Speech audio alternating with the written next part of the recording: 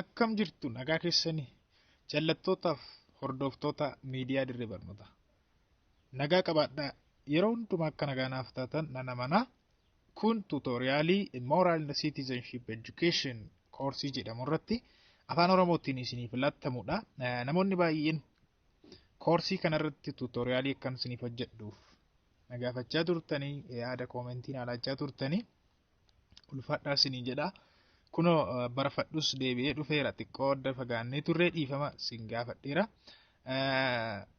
Egaa koorsiin kun moral and citizenship education jedhamuudhaan akka freshman koorsiitti yookaan akka common koorsiitti barattoota waggaa jalqabaa yuunivarsiitii join godhaniif kan laattamudha jechuudha.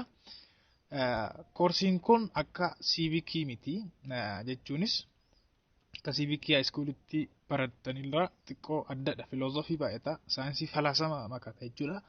Gadi fageenyaan kan wajjin laallu PPT kana yookaan PowerPoint kana fayyadamnee jechuudha. Malumaatti nafaana tura. San dura garuu miidiyaa dirraa barnootaatiif haraa warri taatan subscribe gochuu hin dagatinaa. Maatii keenya ta'a nu hordofaa isiniin jedha. Viidiyoo kana immoo like gochuudhaan jalqabaa. Yaada yoo qabaattan koomentii jalatti nuuf kaa'uu hin dandeessu isiniin jedha. Tuutoriyaalii wajjin ani Oliyaad Baratichadha. Yuunivarsiitii Finfinnee School of Law irraa kolleejjii seeraa irraa jechuudha. Nafaana ta'a. Baay'ee gaarii. Chapter 1 eegalla. Chapter 1 understanding civics and ethics. Definition isaa laalla jechuudha. Ethics fi civic. Civic fi ethics maal akka ta'e as jalatti definition isaa laalla jechuudha. Hin hubanna, hin baranna jechuudha. Achumaan morality maal akka ta'e laalla. Ethics fi law wal bira qabnee compare and contrast goone laalla jechuudha. Ammas nafaana ta'a isiniin jedha. Louis Gottschalk maal jedha? A seed will only become flower if it gets sun and water. Jechuun sanyiin kan isheen daraaraa ta'uu dandeessu yoo aduuf bishaan argatteedha jedha. Maal jechuu barbaadeeti? Barbaachisummaa civicsii fi ethicsii haasa'uu barbaadeeti namichi kuni. Waan biraa haasa'uu miti jechuudha. Hammam akka citizenii tokko lammii biyya tokko hammam akka qaroomam akka guddisu hammam akka sheppi godhu civicsii fi ethicsii jechuudha dubbachuu barbaadeeti. Aristotle maal jedha? Human beings social animal jedha Aristotle. Human beings man is social animal jedha Aristotle. Since human being is a social animal and couldn't live alone, dhalli namaa social animal waan ta'eef kophaa isaa jiraachuu hin danda'u waan ta'eef jechuudha. He or she has to respect certain fundamental principles and values to live together with his or her fellow beings and consequently build peaceful society and lead prosperous life. Dhalli namaa social animal waan ta'eef kophaa isaa ofii jiraachuu waan hin dandeenyeef fundamental principle fi value duudhaawwan bu'uuraa ta'an kan eeguu qabutu jira jechuudha. Maal akka ta'uuf uumama biraa wajjin nagaatti jiraachuuf yookaan namoota biraa wajjin hawaasa wajjin nagaatti jiraachuuf to build peaceful society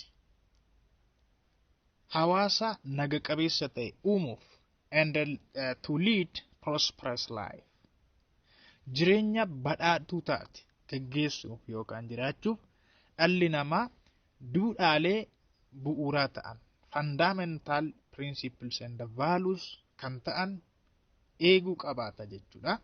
Civicidha kaa waa'ee kanaa kan nutti ethicsidha moralityidha jechuudha. Well, John Stuart Mill maal jedha? John Stuart Mill gama isaatiin maal jedha? Civicsii fi ethicsii gaafa ibsu it is a progressive and a peaceful setting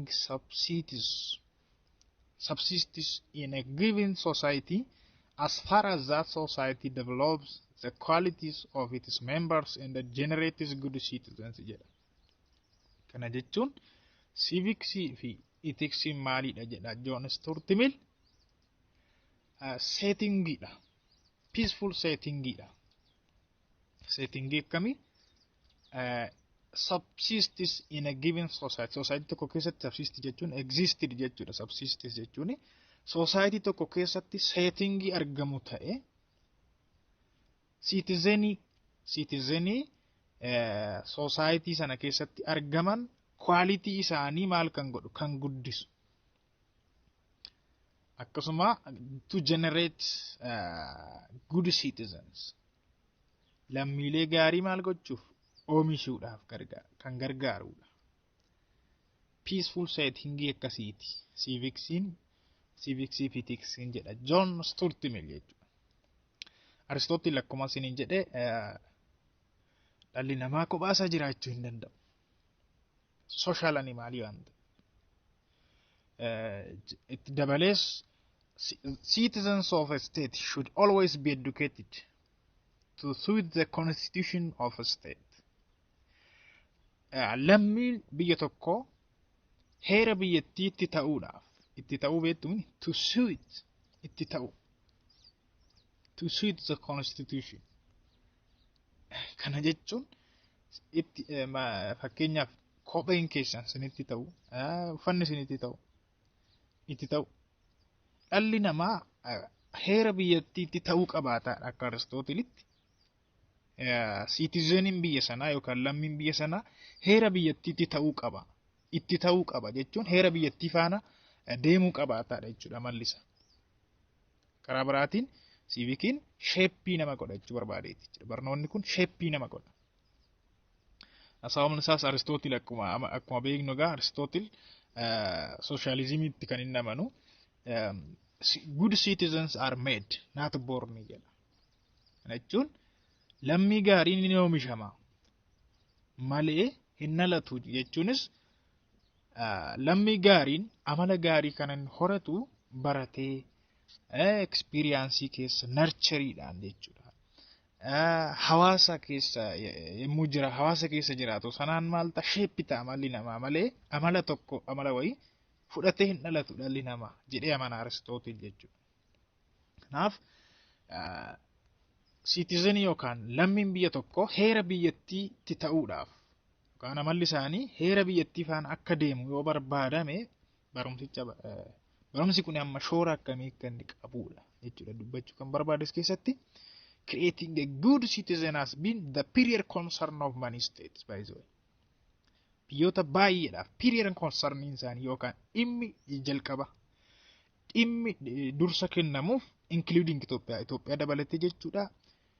Lammii gaarii uumuudha.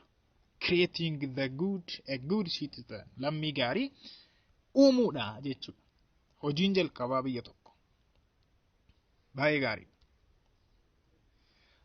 The most cited definition of civic education is an education that is studied about the rights and the responsibilities of citizens. Ta'us hiikni baay'een isaanii kan cite godhan yookaan kan isaan caqasanii civic educationiin barnoota akkamii akka ta'edha.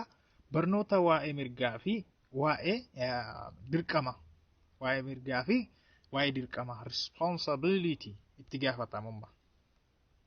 Waa'ee mirgaa fi itti gaafatamummaa lammiilee barnoota qoratudha. Barnoota qo'atudha.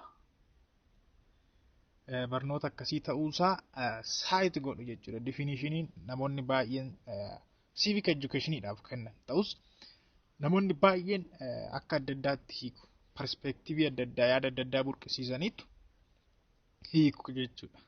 Agreementiin hin jiru. Hiikni tokkichi sentensii tokkoon yookaan jecha tokkoon ibsuun hin danda'amu jechuudha. Baay'ee gaarii. Patrick akkamitti ibsa define civic education akkamitti ibsa civic education Patrick mataa isaatii gama isaatiin the knowledge of the constitutions, the principles, values, history and application to contemporary life jedhee ibsa. Kana jechuun beekumsa knowledgeedha. Beekumsa maali? Beekumsa heera baruu heera beeku jechuudha. Heera biyya tokko beeku, principle biyya tokko beeku, values, history, duudhaalee akkasumas seenaa beekuu qofa miti immoo apply gochuu contemporary life jireenya amma jiraachaa jiraniif apply gochuudha jechuudha. Beekuu isa beekan immoo apply gochuu hojiitti geddaru jedha jechuudha. Patrick gama isaatiin akkasitti ibsa. Citizenship education can be understood as the knowledge, means, and activities designed to encourage students to participate actively in democratic life. Citizenship education in jechuudha. Beekumsadha. Beekumsa akkamii? Beekumsadha, karaadha, akkasumas gochootadha, activityidha jechuudha. Barattoota maaliif kan jajjabeessu? To encourage students to participate actively in democratic life. Jireenya dimokiraatawaa keessatti yookaan hawaasa dimokiraatawaa ta'e keessatti jireenya isaanii actively akka isaan hirmaatan. Dammaqinaan akka isaan hirmaatan barattoota encourage kan godhudha. Yookaan kan jajjabeessuudha jechuudha. Citizenship education. Well, United Nations Development Programme ammoo akkamitti ibsa? Civic education akkamitti ibsa yoo jettan? A way of learning for effective participation in a democratic and a development process. Kana jechuun adeemsa dimokiraasii fi guddinaa keessatti processii akkasii keessatti effective participation. A way of learning for effective participation. Hirmaannaa effectivii ta'e akka gaggeessan jechuudha lammiileen biyya sana. Adeemsa maalii keessatti? Dimokiraasii fi guddinaa keessatti. Still, the subject matter can be also defined as the process of helping young people acquire and learn to use the skills. Ammas jechuudha akkamitti ibsuu dandeenya? Processiidha. Civic educationin processii akkamiiti? Young people jechuunis dhaloota haaraa yookaan immoo dargaggoota acquiring and learn to use the skills, dandeettii isaan qaban akka argatan, acquire qofa gochuu yookaan argachuu qofa osoo hin taane akka itti fayyadaman dandeettii isaaniitti, dandeettii akka argatanii fi dandeettii isaaniitti akka fayyadaman, akkasuma beekumsa isaaniitti akka fayyadaman, attitude ilaalcha isaaniitti akka fayyadaman. Kun immoo maaliif isaan qopheessa? Prepare them to be competent and responsible citizens throughout their lives. Kitanii guutuu jireenya isaanii keessatti, guutummaa bara jireenya isaanii keessatti, through their lives, guutummaa bara jireenya isaanii keessatti competent akka ta'an, lammii dorgoma akka ta'an, and responsible akka ta'an, lammii itti gaafatamummaan itti dhaga'amu akka ta'an kan isaan gargaarudha jedhee ibsa jechuudha dabalee. Well, let's proceed to the definition of ethics, and we will see the definition of morality. Well, ethics irreegala, ethics mali, the definition and nature of ethics and the morality. What ethics is? Ethics is a branch of philosophy that attempts to understand people's moral beliefs and actions. By the way, ethics in damee saayinsii falaasamaati. It is a branch of philosophy. Yemmuu barnoota loojikii barannu laallee turreessa kanama. Saayinsii falaasamaa akka ta'e, damee saayinsii falaasamaa ta'e waa'ee maalii kan qo'achuudhaaf nama yookaan attempt godhuudha. To understand people's moral beliefs and actions. People's moral beliefs. Ilaalcha nama. Waa'ee safuurratti ilaalcha isaan qaban. Gochoota nama kan qorachuudhaaf, hubachuudhaaf yaaluudha yookaan attempt godhuudha. Maaltu ethics jechuudha? Hubadhaa, ethicsiin philosophical study. Moral philosophy. Morality gaaf jennu wal qabata baay'ee. Ethics morality wal qabata. Ethics ni philosophy dha yookaan study about morality dha jechuudha ethics. Morality namoo what is wrong, what is right. Salphumatti jechuudha. Well, ethics describe the process of thinking about people's morality. Morality safuu jennee eegganna afaan Oromootti akkasitti hubadha. Safuu haasa tokko keessa jiru. Hawaasni kamuu safuu qabaa miniire. Well, ethicsing maal describe godha? The process of thinking about people's morality. Morality nama qorachuudha jechuudha. Waa'ee morality qorachuutu ethics jedhama. Ethics or moral philosophy considers theories about theory waa'ee maaliiti kan inni kaasu jechuudha. Ethicsiin yookaan maqaa biraatiin moral philosophy jechuudha. Theory akkamii kaasa? What human beings are capable of doing. Dhalli namaa maal gochuu danda'a? Alongside accounts of what they ought to do if they are to live an ethically good life. Ethically good life yookaan jireenya gaarii jiraachuu utuu barbaade jechuudha. Dhalli namaa kun maal gochuu qaba? What they ought to do. What they should do. Maal gochuu qaba? Value judgment makaata jechuudha. What they ought to do gaaf jedhu evaluation jechuudha. Gamaggamu. Value judgment. Ethics also explores the meaning and the ranking of different ethical values. Ethical values duudhaalee ethicsii warra jedhamantu jira. Isaan kanaaf meaning isaan hiika isaanii explore godha yookaan hiika isaanii argata. Akkuma kana rank godha sadarkaa qabsiisa inteechisa jechuudha. Ordalii qabsiisa. Fakkeenyaaf duudhaalee etiksii honestiin duudhaa etiksii keessaa isa tokkodha. Ethical value keessa jechuudha. Amanamummaan. Amanamummaan maaliin? Equality maaliin walqixxummaan? Autonomy ofiin of bulchuudha. Autonomy maaliin? And justice haqummaan maali? Kan jedhu meaning isaanii explore godha jechuudha. Yookaan meaning isaanii sinii laata etiksiin. And it considers ethical quandaries. Nice. Ethics may share common ground with ethicsiin maal wajjin hidhata qaba yookaan common ground yookaan walitti hidhaminsa jechuudha. Seeraa wajjin. Ethics may share common ground with the law. With religious belief. Ilaalcha amantaa jechuudha. Ilaalcha amantaa wajjin common ground qaba. With popular opinion injiraamin ilaalcha beekamaa ta'e tokko. Ilaalcha namni baay'een hordofu jechuudha. Popular opinion yaada namni baay'een hordofu. Opinion yaada inni belief gaaf jenna moo ilaalcha. Tokkuma digirii masaaniitti adda addadha. Ingiliffa wardi waa'ee wardii isinii kun hin barbaachisu irratti isin barattoota yuunivarsiitii. Professional codes.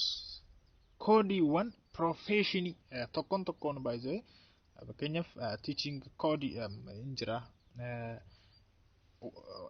Fayyaadhaaf illee warra hojjetu lawyersiidhaaf illee adda addatti hin jiraamine professional code jechuudha. Hunduu dambii ittiin bulmaataa mataa isaa qaba jechuudha. Isaan wajjin egaa maal qaba jechuudha. Ethicsiin common ground qaba, walitti hidhamiinsa qaba. And the dictates of authority figures. Nice.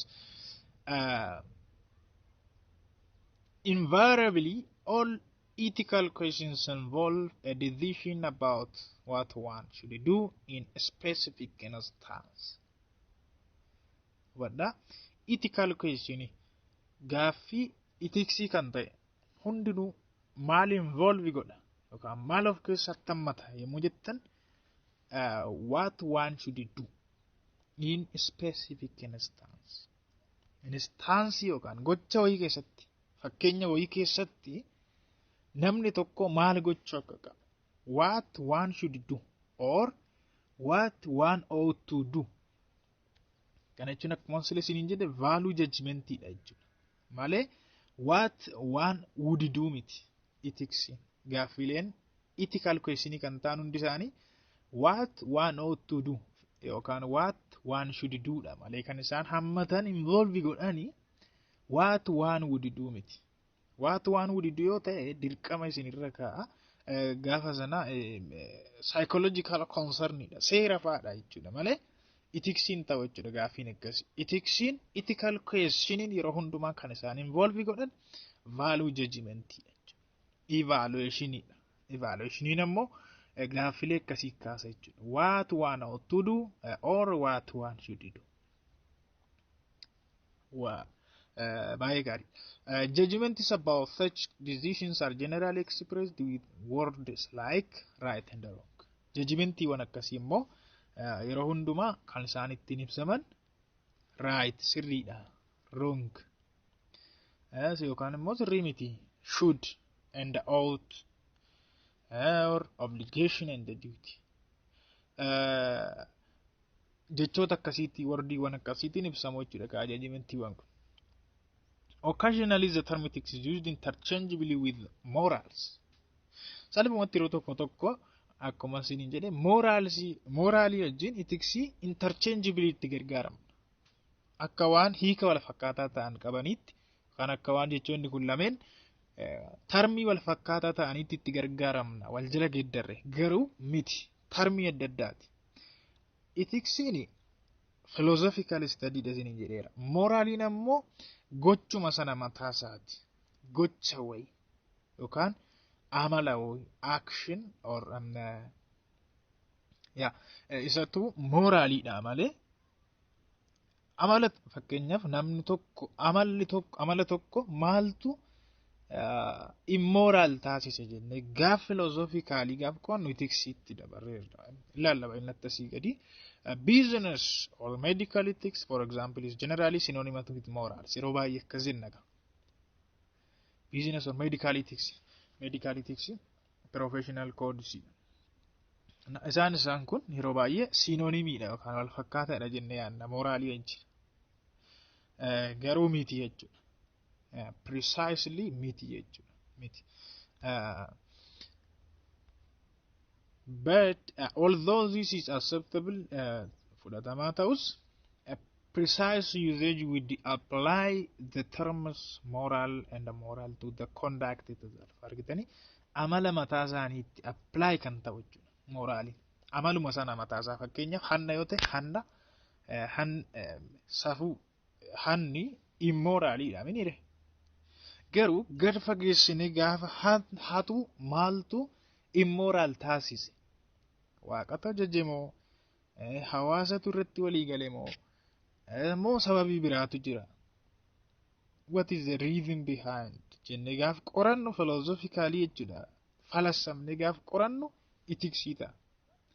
Conduct itself garuu amalli sun mataan isaa jechuudha. Or action itself hanni sun kan fakkeenya isinii fudhadhu keessatti moraalii yoo ta'u maaltu immoraalii godhe maaltu moraalii godhe gocha sana jennee immoo gaaf qorannu ethicsii ta'a jechuudha. While the term is ethics and ethical would refer to the study of moral conduct or to the code that one follows. Argitanii koodii sana jechuudha yookaan professional koodii ta'uu danda'a yookaan immoo conductii sana actionii sana gaafa qorannu jechuudha. Study of moral argitanii moraaliin moraalidha ethiksiin ammoo study of moralidha. Hubattanii itti minii garaagarummaa isaanii.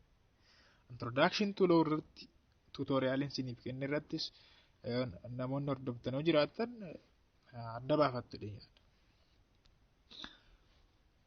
Baay'ee gaarii. Thus, the specific act of telling the caller you were home could be described as moral or immoral.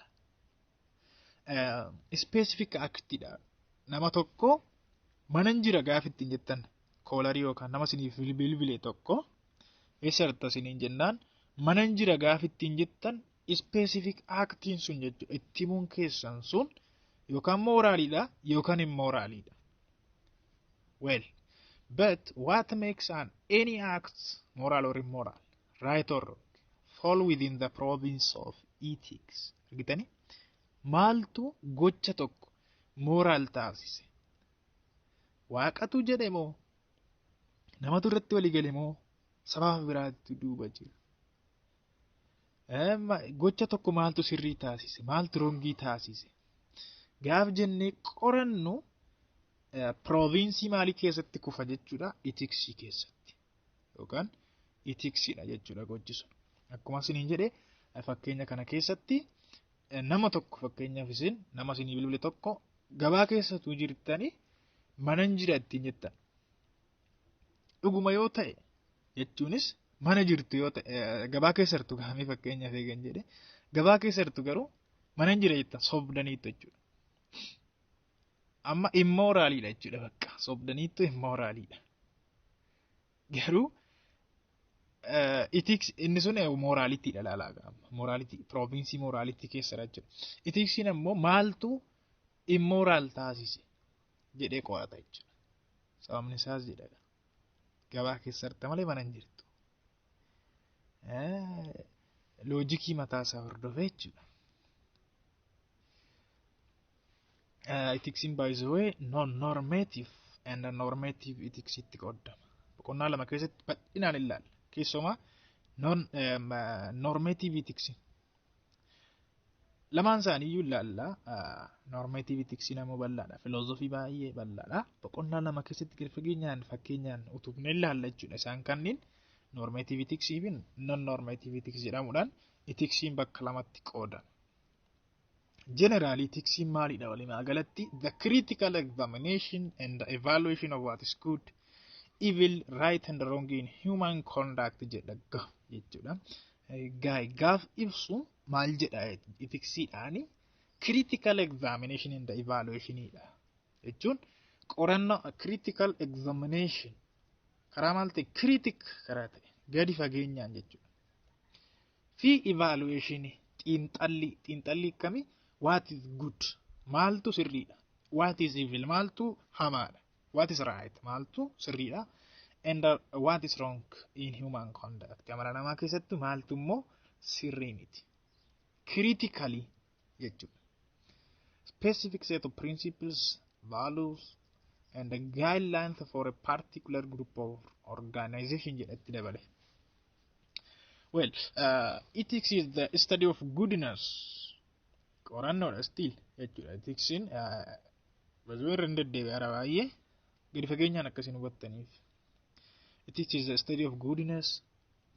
Qorannoo maalitti waa'ee gaarummaa right action gocha sirrii and the moral responsibility itti gaafatamummaa it asks what choice and in this we ought to pursue and what moral principles should govern our pursuit and choices jedha maadan gaafatu irra deddeebi'uun hin barbaachisu kallattumaan moraalitiitti qolaallu well moraalitiitti qolaalleetu gara ethicsii fi law compare and contrast goone tutorialii keenya goolamna. Morality maalidha barattoota morality what is morality? Morality is a complex concept. Keessumaa Aristotle faanti moralitiin waan salphaa miti jedha. Waa'ee morality gaafa sun waan xiqqaa isaan jiru jedha Aristotle. Complex conceptidha morality. Concepti baay'ee wal xaxaadha. Waa'ee safuu gaafa jennu maalidha morality safuudhaan kan afaan Oromootti isin jedheera inni gurguruudha baay'ee. Morality complex conceptidha. Though it is one of the most frequently used terms, it can mean different things to different people. Morality frequently used termidha. Termi yeroo baay'eetti gargaaramnudha. Garuu it can mean different things to different people. Namoota baay'eedhaaf hiika adda addaa kenna. Namoonni baay'een morality akka adda addaatti hiiku jechuudha. Morality is a commonly used word in most cultures. Aadaa baay'ee keessatti safuun maalidha baay'ee waan itti gargaaramnudha yookaan irra deddeebinee jecha waamnudha. Some scholars argue that if we do not know what morality is, we cannot teach it jedhu. Beektonni tokko maal jedhanii yaada laatu waa'ee morality hin beeknutu ta'e hin barsiifnu turre jedhu.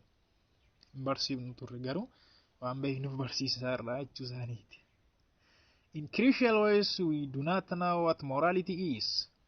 Morality gakkana jenne safun waan akkanaati jenne himuu hin dandeenyu garuu yet we must teach it because it is of prime importance and must be learned. Amma ammaatti maal gochaarra barsiisaa jira barachaas jirra sababni isaas prime importance it is of prime importance baay'ee barbaachisaa waan ta'eef akkasumas it must be learned baratamuu waan qabuuf jechuudha. As a way, teaching must not be brainwashing. Jechuun barachuun sammuu miicuu jechuu miti. Waan namni tokko maal jechuudha gaafatu sammuu miicuu miti gaaf jennu isa barate hundi hojiitti hin geeddaru jechuudha. It must be moral. So, in order to understand the moral and the civics, education, the term moral needs to be understood. Kanaaf termi moral jettu kana beekuun nu barbaachisa jechuudha. Civics education barachuudhaaf yookaan hubachuudhaaf. Morality can be viewed from different perspectives, and let us start with the simple definition of the word itself. Mee salphumatti jechuudha. Hiikuma jechattirra hiikuma mataashee jechattirra hagaadha. Etymology isaarra jechuudha. Achi dhuftee isaarra. Eessaa dhufe morality kan jedhu kun eessaa dhufe? Jecha laatiniiti. Etymologically jecha laatinii moralitas jedhamurraa kan dhufe yoo ta'u hiikni isaa manner, character, prop jechuudha. Amala jechuudha. Akkaataa, manner, akkaataa, character, amala jechuudha. Behavior gaaf jennu waa jechuu keenya refers to the concept of human action which pertains to matter of right and wrong. Good and evil jennaan hiree amaana hamaadha. Amalli isaa gadhiidha faayidha jechuudha. Well, morality hamma kana yoo jenne ingaa kallattumaan gara itiksii sirra deddeebuun hin barbaachisu. Itiksii fi lawutti ceena jechuudha. Boqonnaan tokko baay'ee salphaadha. Gaaffiin baay'eenis keessaa hamba waan ta'eef amma kanatti hin dhiphatidha. Gaaffii baay'een faayinaalii hin dabalatee miidii boqonnaa lama keessaa eeganne ba'u. Miidiidha xiqqoo boqonnaa tokko keessaa kan ba'u yeroo baay'ee akkuma walii galaatti jechuudha. Ethics and law. Ethics fi seera. Compare and contrast goone ilaalla. Laws are norms. Common ground waliin qabu jennee turre mini sira yookaan common ground waliin qabu. Ethics fi law jechuudha. Laws are norms by the way. Introduction to law irratti tutorial ni isiniif isin freshman dha. Barattoota seeraatiif tutorial wayii kenneen ture achirratti seerri normii akka ta'e yaallee ture formal normidha. Formally approved by state. Maaltu seerri jechuudha. Normii ta'anii biyyaan kan approve ta'an jechuudha. Kan mirkaneeffaman biyyaan stateidhaan yookaan power aangoo wayiitiin yookaan immoo national or international political bodies qaamota biyyaalessaa yookaan addunyaalessaatiin kan approve ta'e normii akkasiiti jechuudha. Formal normidha jechuudha. Seerri many laws are instituted in order to promote well-being, resolve conflicts of interest, and promote social harmony. Seeronni baay'een kan isaan instituted ta'an yookaan kan isaan bahanii maaliif? To promote well-being. Nageenya guddisuuf yookaan nageenya fiduuf. Resolve conflicts of interest. Egaa conflicts of interest jennu fedhiin nama adda adda gaaf ta'u walitti bu'insatu uumama. Sababiin fedhiin nama adda adda ta'uufi karaa peaceful ta'een in a peaceful manner karaa peaceful ta'e karaa naga qabeessa ta'een conflict yookaan walitti bu'insa sanaa furuuf jechuudha. Seerri baay'een kan isaan ba'an. And promote social harmony. Walitti hidhamiinsa hawaasummaa guddisuudhaaf fiduudhaaf jechuudha. Seerri kan hin ba'u. Seerri yeroo baay'ee kan ba'u. However, there are several reasons why ethics is not law. Ta'us ethics sababii seera hin taaneef qaba. Itiksiin wantoota itiksii seerarraa adda godhantu jira jechuudha. Wanti jalqabaa some actions that are illegal may not be unethical. Gochoonni tokko tokko illegaaliidha yookaan seeraan ala seeraala jechuudha. Garuu still unethicalidha. Unethicalii miti jechuunis ethicalidha jechuudha. Jechuun maal jechuudha beektu fuula seeraatti sirrii miti seeraan ala. Garuu ija tiksiitiin gaafa laaltan wanti sun sirriidha jechuudha. Raayitiidha. Wantoonni tokko tokko fakkeenyaaf speeding is illegal mitire overspeeding is illegal seeraan ala. Speedii heeyyamameen ala konkolaachisuun fakkeenyaaf 30 irratti akka konkolaachistan isiniif heeyyamame yoo ta'e Finfinnee keessatti keessumaa gaafsin speedii olaanaadhaan 100 keessanii ariitii saffisa 100 keessanii geessu konkolaachistanii seeraan ala mitire fuula seeraatti sirrii miti illegaaliidha jechuudha. But one may have an ethical obligation to break the speed limit in order to transport someone to a hospital in an emergency time. Ta'us nama balaan irra ga'e tokko yookaan yeroo balaa tasaa emergency time jiranii gara hospitaalaa yeroo nama tokko balaan irra ga'e yeroo hospitaala geessitan speed limitii sana cabsuutu sinirra jiraata jechuudha. Maaliif lubbuu namaa oolchuudhaaf 30dha yoo ta'e fakkeenya isin kaas keessatti isin 50 irra gootanii 100 irra gootanii konkolaachistan lubbuu namaa oolchitanii gochi isin gootan sun seeraan ala ta'us fuula etiksiitti garuu sirriidha jechuudha. Maaliif lubbuu namaa oolchitan waan ta'eef. Well, second, lammaffaa some actions that are unethical may not be illegal. Gochoonni tokko tokko unethicalidha yookaan itiksiidhaan fuula tiksi ija tiksiitiin gaafa laaltan sirrii miti. Garuu seera qabeessa yeroo ta'antu immoo jira. May not be illegal jechuun may be legal jechuudha mitire gara biraati. Seera qabeessa kan ta'an jiru jechuudha. Mee fakkeenyaaf most people would agree that lying is unethical but lying is only legal under certain conditions. Namoonni baay'ee sobuun maalidha jedhu. Sobuun unethicalidha. Ija tiksiitiin sirrii mini jedhu. Garuu fuula seeraatti yookaan ija seeraatiin sobuun yeroo hunda seera qabeessa yookaan seeraan ala hin ta'u jechuudha. Yeroo tokko tokko sobdee seerri yeroo sin adabne jira. Fakkeenyaaf hiriyaan kee tokko dureessa akka ta'e hiriyaa kee biraatti utuu himte sobdee jechuudha. Makiinaa 5 qaba. VAT qaba, Corolla qaba, Isuzu qaba fa'aa jettee tu sakkasite hiriyaa kee biraatti jechuudha. Garuu sobadha wanti suni hiriyaan kee sun maaliif na sobde jedhee fuula abbaa murtii fuula mana murtii dhaabuu hin danda'u. Sobdeetta mirga keeti hamma miidhaa irraan hin geessisinitti jechuudha.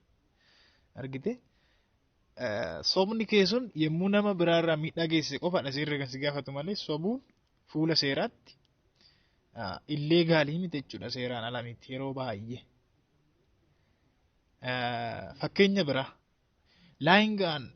fakkeenyaaf immoo lying on income tax return agartee sobuun kan inni seeraan ala ta'u gaaf kana gaaf income tax return irratti sobdee taaksii silaa kaffaluu qabdu gaaf dhoksitu jechuudha. Galii hamma kanaan argannani galii xiqqooman argadha jettee gaafa mootummaa sobdu mootummaan si adaba. Lying when giving a sworn testimony it is yeroo dhugaa baatu yookaan yeroo ragaa baatu mana murtiitti yoo sobdee yoo sobni kee yoo sirratti qabame hin adabamtu. Kanarraa kan hafe yeroo baay'ee sobni yerootti illegal hin taane jira jechuudha. Yerootti sin adabsiifne jira jechuudha. Third, sadaffaa laws can be unethical or immoral. Seeronni tokko tokko unethically yookaan immoraalidha. Sirrii kan hin taane fuula maaliitiin fuula tiksiitti jechuudha. Ija tiksiitiin gaafa ilaaltan immoraal kan ta'e alsafuu kan ta'an fakkeenya salphaa kan sinii ta'uu danda'u asirrattis kunoo kaa'amee jira. Slavery garbummaa homosexuality fa'aa jechuun dandeessu. Biyyoota baay'ee keessatti homosexualitiin amma leegaaliidha. Seera ta'ee baheeraa miti ture. Biyyoota homosexuality yookaan saala wal fakkaatu akka wal fuudhanii feeyyaman seeronni akkasii jiru biyya baay'ee keessa. Garuu seeronni sun maalidha? Immoraalidha tiksiidhaan gaafa ilaaltan. The United States garbummaa irratti had laws permitting slavery in the 80s, but most people today would say that those laws were unethical or immoral. United States keessatti seeronni slavery heeyyaman turaniiru jechuudha. Keessumaa bara 1880 keessa jaarraa 18ffaa keessa jechuudha. Garba qabaachuu akka dandeessu yookaan garba bulchuu akka dandeessu nama bituu jechuudha. Gabaa wallaabuu jechuudha. Seeronni bahan jiru. Garuu namoonni har'aa baay'een isaanii maal jedhu seeronni suni unethicalidha yookaan immoraalidha alsafuudha. Sirrii hin turre jedhu jechuudha. Argitanii seeronni tokko tokko unethicalidha yookaan immoraalidha jechuudha. Compare and contrast godhaarra hubadhaa. Although we have moral and ethical obligations to obey the law, civil obedience can be justified when immoral or unethical laws exist. Argitanii seeronni akkamii fakkeenyaaf homosexuality garbummaa kan eeyyaman kan biraallee jiraachuun seeronni akkasii gaafa isaan bahan karaa akkamiin seerota sana cabsuu dandeenya? Through civil disobedience jechuunis seerota sanaaf ajajamuu diduudhaan jechuudha. Seerota sana ajajamuu diduudhaan maaliifi seeronni sun sirrii miti jennee waan yaadnu. Filoosofii seeraa keessatti waa'ee civil disobedience sirriitti natural law keessatti sirriitti bal'inaan ilaalla. Barattoonni seeraa isin qorumsaaf otoo malee badaa isin hin gargaaru. Warra fireeshmaanii yoo seera join gochuuf karoora qabaattan malee jechuudha. Well, tutoriyaaliin keenya nu ga'a. Daqiiqaan keenya 40 seeneera 40 fayida. Kanaaf tutoriyaaliin keenya nu ga'a inni amma paartii 2dhaan wal argina. An Oliyaad Baratichadha Yuunivarsiitii Finfinnee School of Law irraa. Galatooma ulfaadha waan afaana taataniif miidiyaa dirree barnootaa subscriber hin godhin maatii keenya ta'a subscribe godhaati isiniin jedha. Akkasuma karaa teelegiraamaa miidiyaa dirree barnootaa join godhaati. Odeeffannoowwan dinqisiisoo addunyaa hordofaa isiniin jedha. Akkasuma odeeffannoowwan barnootaa PDF wan meeshaalee barnootaa tokko tokko achirraa argattu teelegiraama dirree barnootaa jedhaati sirchi godhaa yookaan ammoo liinkii kunoo koomentii jala isinii kaa'ama. Join godhaa warri join hin godhin hordofa. Facebook keessa immoo follow gochuu hin dandeessu. Naa barreessuu hin dandeessu. Inbox naa gochuu hin dandeessu. Oliyaad Baratichadha. Ulfaadha galatoomaa isiniin jedha. Paartii lammaffaatti wal arginaa. Sinan jaalladha. Bye bye.